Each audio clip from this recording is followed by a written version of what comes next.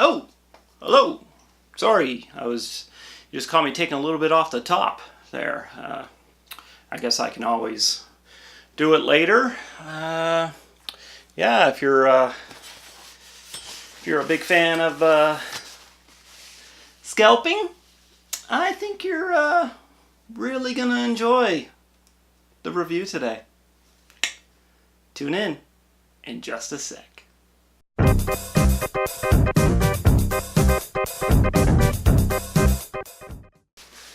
Okay, good day everyone.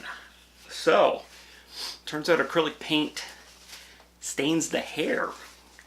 Who knew? I mean, blood. That was blood, yeah. Okay, so today's review is The Gruesome Twosome. It is yet another Herschell Gordon Lewis movie released from Arrow Video on Blu-ray. Originally it was in the big box set, and they released it individually. It does also contain another movie. It contains A Taste of Blood, which I'll talk a little bit about later on. But let's just get to The Gruesome Twosome right now. So, if you watched my other Blood Feast review, you'll know that I wasn't a huge fan of Herschell Gordon Lewis's filmmaking. Not saying he's a terrible filmmaker. They're very, very low budget, and the acting is, well, the acting's really awful. To put it plainly, the acting is terrible. Still, though, you know, like I enjoy the gore. I enjoy, you know, the kind of kitschiness and cheesiness of it. And The Gruesome Twosome definitely is an improvement, I find, over Blood Feast and Scum of the Earth and stuff. It's still really poorly made. There are definitely moments where the actors are waiting for cues. They almost look into the camera waiting. So those are kind of hilarious moments. As for the story, it involves an older woman who runs a wig store, and then her mentally challenged, her son, who has a mental disability, and they pretend that they're renting rooms next to a college, and all these college girls, like a college girl will come and they'll be like, oh, I want to see the room, and then she's like, yeah, sure, and like the older woman that plays her is like this super over the top, talks really loud, talks to her stuffed cat, calls him Napoleon. Anyway, she's like, yeah, sure, you want to see the room? So he takes her into the back room, throws her into the room where the son is, and then the son proceeds to scalp them, cut their hair off, and they're going to use the hair for wigs. At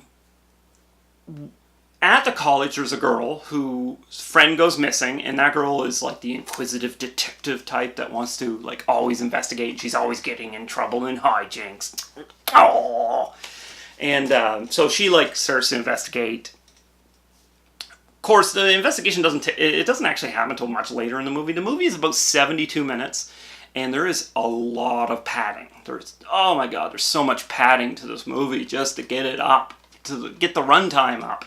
If you check out the commentary, Herschell Gordon Lewis, at the beginning of the film, there's two of these talking heads that are wearing wigs. And basically they only added that scene in because in order to run a film in a double feature, the film has to be at least 70 minutes in order to be able to run as a feature film in a double feature. So they were like, oh yeah, we're fine, we're like 77 minutes. But then when they cut it down, they were like 10 minutes short. So they're like, crap, what do we do? We've already tore down all the sets and everything. So they decided to put this little weird intro with the styrofoam heads and the wigs, and they're like talking about the setup of the movie. Like, how did I get here? Oh, I went to college. And so it's really weird. But, you know, it's pretty ingenious, actually, to be able to pad the time a little bit.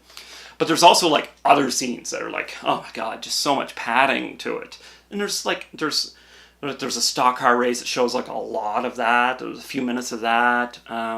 There's 2 dance numbers in this movie. 2 dance numbers. One of them involves college girls dancing in the room and on their beds and stuff, and they're fully clothed, you know, in 90s and stuff like that. But, you know, hey, cool. Another one's at the beach, you know, wearing bikinis and stuff, you know, like, you know, this film is what year is this film? It's like 1967. So you're kind of getting that bibbity boppity era with the do do do dancing kind of thing. So that pads the time more. There's a scene where the main girl, I think her name was Cheryl, whatever, she's like following this guy who she thinks is the killer, and like it just goes on and on. But the film does play as a comedy a little bit, like a darker comedy, but it just goes on, and there's a lot of padding for a 72-minute movie. As for like the gore and like the kind of kill stuff, it's pretty good actually. There's some really cool gore in it. A lot of scalpings, some beheadings and stuff like that. And you know, it's actually pretty neat. It's you know, it's obviously fake, about as fake as my scalping at the beginning. That's how pretty low budget it is. But you know, it was neat. It was entertaining enough, I'd have to say. It was definitely, I found it more entertaining than Blood Feast. So that's the Gruesome Twosome. So an entertaining but low budget film. So as for the other film, A Taste of Blood, basically, in the Blu-ray, Herschell Gordon Lewis does introductions on the two features, just like the previous Blood Feast Blu-ray, and he pretty much warns you at the beginning of A Taste of Blood. He's like, "This is my longest movie to date at 2 hours." I was like, "Oh my god, 2 hours, 2 hours!" Oh, and he's like, "If you can make it through the end, you know, you'll see it as a different kind of film." It's more of it's a Dracula story, but it's a contemporary version of kind of like Bram Stoker Dracula. I'm going to be perfectly honest with you.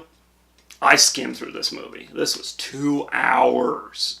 2 hours of film from Herschell Gordon Lewis. And it's not from what I could tell, it's not an overly graphic film. You know, but there's some cool special effects with the guy that's a vampire, and there's some, you know, beautiful looking women. And there's a returning actor, Bill Kerwin, who's like in the previous like Blood Feast and stuff like that. And it's cool to have. It's definitely cool to have that you're building up your Herschell Gordon Lewis library, and you only need to buy 2 Blu-rays.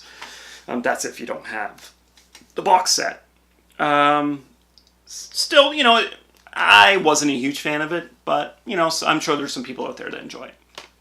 The Blu-ray, the transfer on Gruesome Twosome, Arrow Video does warn you at the beginning that it is pretty rough. There's some kind of like lost footage that they kind of had to get from rough negatives or like standard definition. And the film is really rough looking. It's a lot of like green lines and dirt and like color like discoloration. There's like one scene where a woman looks dead. She's blue. She's like completely blue. I was like, man, she's a Smurf. Still though, Arrow warns you. You can't complain about it. They warn you right up front. The audio is uncompressed mono. It's serviceable. It hisses. There's some out of sync issues, but that's because of the source material. Actually, A Taste of Blood actually looks better. It does look better than Gruesome Twosome. It seems the source material is a lot better for that one. And they also give you a little kind of, not a warning for A Taste for Blood, because they say it's a little better transfer. Special features. Like I said, there's the introductions by Lewis. There is archive audio commentaries. There was one of the ones I mentioned. That one was pretty good.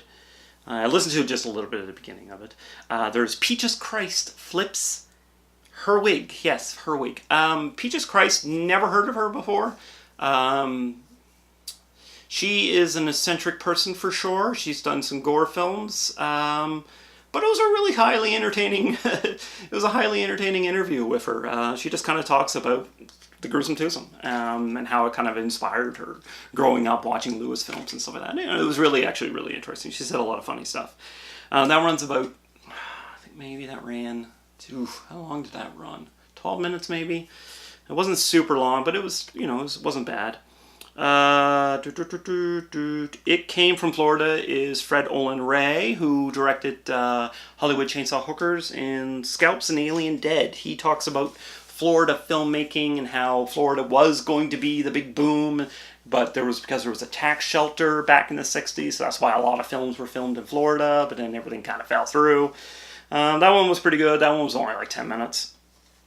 Then there was like a really quick, maybe 9 minutes, maybe even less, of Lewis talking about the censors, his dealing with the censors, and like people that were angry about the films, and then eventually critics kind of warmed up to the idea. They were like, hey, he's doing this for fun. This is just fun stuff. It's not freaking, like movie magic. It's not like sending a message. It's just gore for gore's sake. It's fun. It's cheesy. That's the whole point of these films. So that was like a neat little discussion. And we got trailers, radio spots, and then the reverse sleeve. Okay, so you see that one. That's what you see on store shelves. And then it's one disc. It has it doesn't have a slip. It just has a little cardboard thing in it. It's been out for a little while. So, and then that. Yeah. Okay. So it's Gruesome Twosome. Yeah, it's just in ghastly color, and it has little quotes from it. You ain't seen nothing yet. Yep. So that's it. That is the features on the Blu-ray. Overall, though, I definitely liked it better. I definitely liked this release better than Blood Feast. He's definitely improved. He's improved from his previous efforts. It says in the back that he dabbled in children's entertainment with Jimmy the Boy Wonder and the Magic Land of Mother Goose, but then in 1967 he returned to gore. Yeah. So, just like Blood Feast, I mean, if you're a fan, I recommend it. If you didn't buy the box set, I recommend it. If you're not a fan, well, if you're not a fan, you're probably not going to buy it, right? But if you're unaware, if you're unsure, and you've never seen it, if you can get it for a good deal, I think it's worth it. I think it's definitely worth picking up. So that's it. That's the Gruesome Twosome. And oh my god, this is my favorite song. Oh, I love this song. Jeez, yeah, okay. Yeah.